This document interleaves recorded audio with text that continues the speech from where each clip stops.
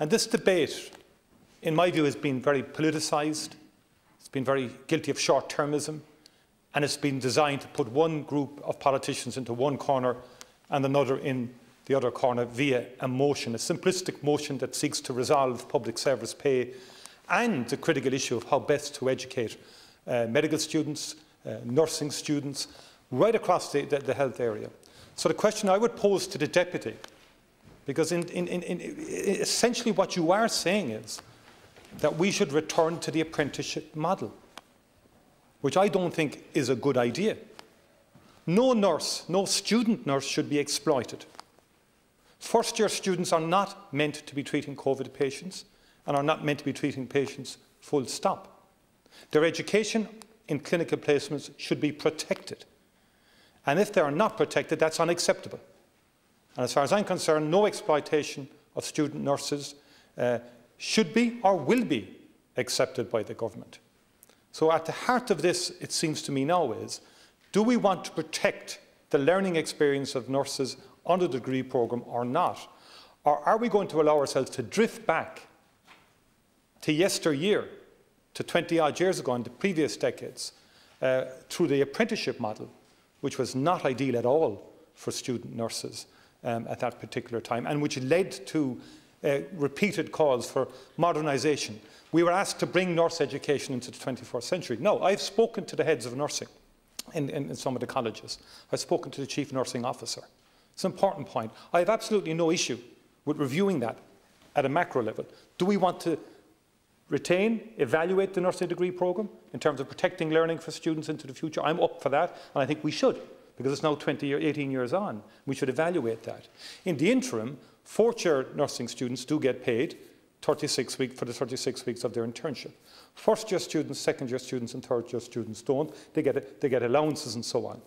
The Minister has indicated that there is a review which will report by the end of December of this month, which will deal with an increase in allowances for first-year students, second-year students and third-year students. The fourth-year student wage, which is up to 22,000 per annum, is also up for review in that review itself. So that's an immediate review with an independent independent chairperson who will verify it. Those negotiations have been ongoing with the INMO even prior to last week's vote.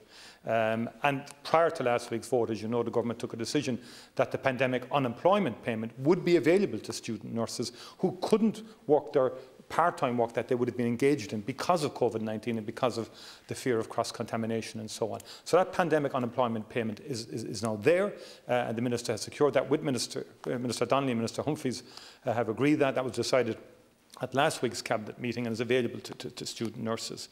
But one nurse educator said to me, who's head of a particular college, this is very critical from our perspective. Everything we fought for the last 20 years is now at risk if you're going to allow yourself to go back in to it's okay for nurse students to do every type of job in the hospital as they're meant to be learning.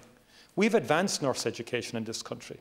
We have brought it into the 21st century, not just undergraduate, but postgraduate as well.